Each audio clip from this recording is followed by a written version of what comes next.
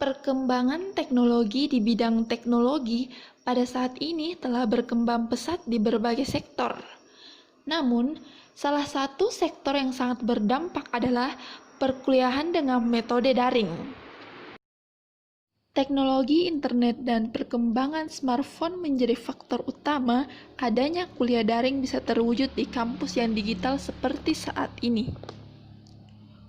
Kuliah daring adalah sistem perkuliahan yang memanfaatkan akses internet sebagai media pembelajaran yang akan ditampilkan dalam bentuk model kuliah seperti rekaman video, audio, atau tulisan oleh pihak akademik atau universitas.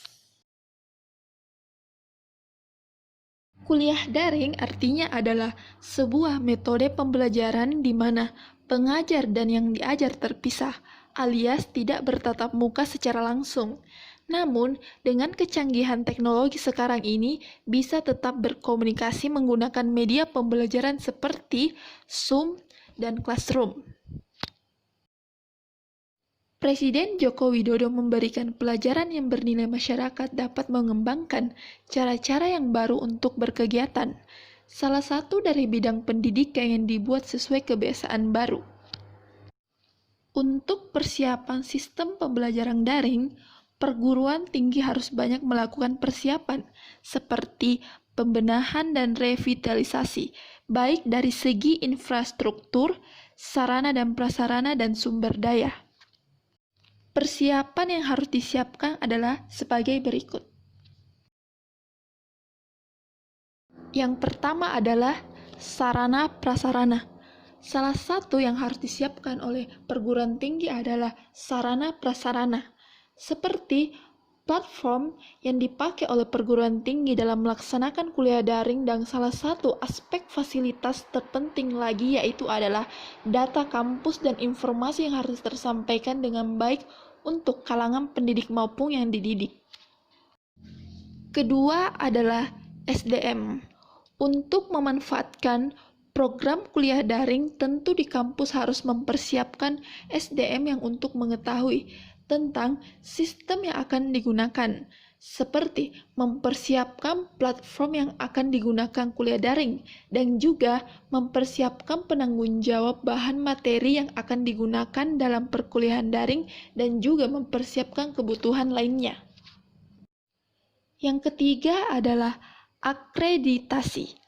Akreditasi juga menjadi salah satu faktor yang harus disiapkan, karena dengan akreditasi, kualitas perguruan tinggi akan terpercaya oleh calon maba.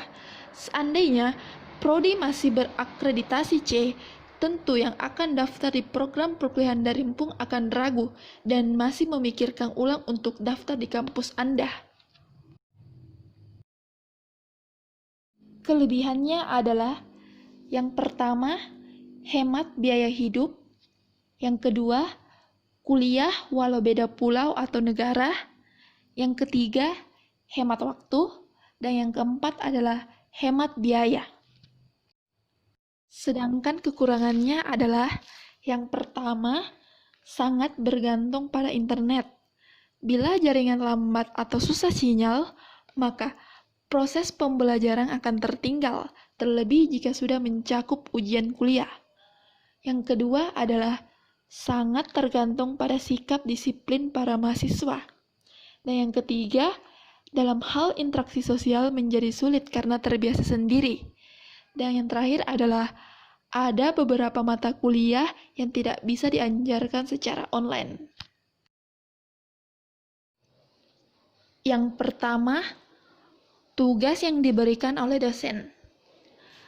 Karena seluruh metode pembelajaran menjadi online, maka dosen pengajar tidak sungkan untuk memberikan tugas kepada mahasiswanya. Beberapa dosen mengira bahwa tidak adanya kelas tatap muka secara langsung membuat kerenggangan waktu bagi setiap mahasiswa. Maka dari itu, tak jarang bagi dosen pengajar yang memberikan materi atau tugas untuk mengisi kerenggangan waktu selama self-quarantine. Setiap mahasiswa pastinya akan keberatan karena adanya tugas yang berlipat ganda dari biasanya. Yang kedua, gangguan pada jaringan internet. Selain banyaknya tugas yang diberikan oleh dosen pengajar, ada juga kendala soal materi yang disampaikan, di mana terkadang kurang dapat dipahami. Saat ini, karena terbatas oleh waktu yang disediakan oleh video lewat Zoom, dosen jadi mempersingkat materi yang diberikan. Kesempatan untuk bertanya pun menjadi sangat terbatas karena waktu yang juga disediakan ditetapkan oleh jaringan internet yang berbeda-beda juga menjadi salah satu kendala kuliah online saat ini. Yang ketiga, kuota atau paket data yang digunakan.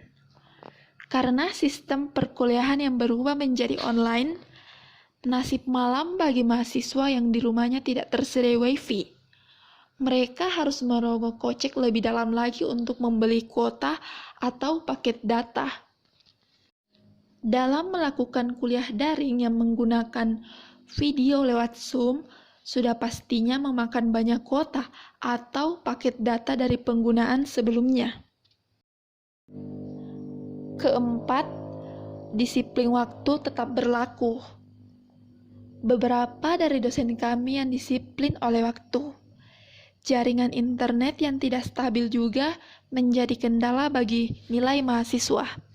Karena jika kuliah daring dilakukan pukul 8 pagi dan masih ada dari kami yang belum hadir tepat waktu pada saat mengikuti video di Zoom, maka menjadi salah satu pengurangan nilai bagi kami. Dan yang kelima, terhambatnya program kerja pada organisasi mahasiswa. Dampak dari kuliah daring juga dirasakan bagi mahasiswa yang mengikuti organisasi mahasiswa. Program kerja yang seharusnya dilaksanakan pada bulan-bulan terdekat ini terpaksa harus dibatalkan.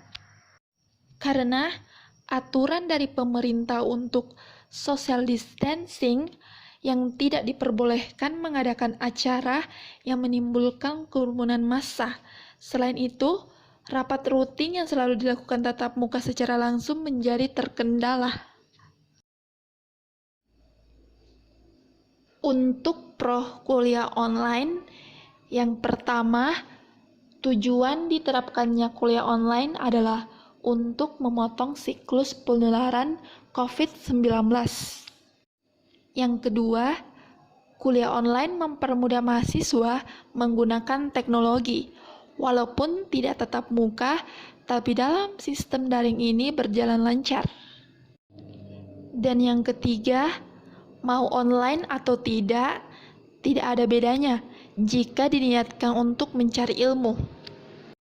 Sedangkan kontra kuliah online itu, yang pertama, kuliah online bikin ribet, tugas menumpuk.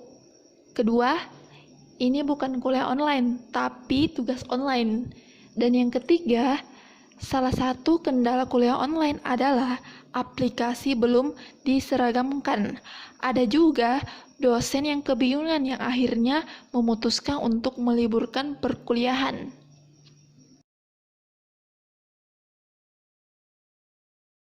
Seperti inilah kepuasan dalam menjalani perkuliahan daring. Di lingkaran merah ini, hanya 15% yang puas, sedangkan yang tidak puas pada warna biru ini ada 85%.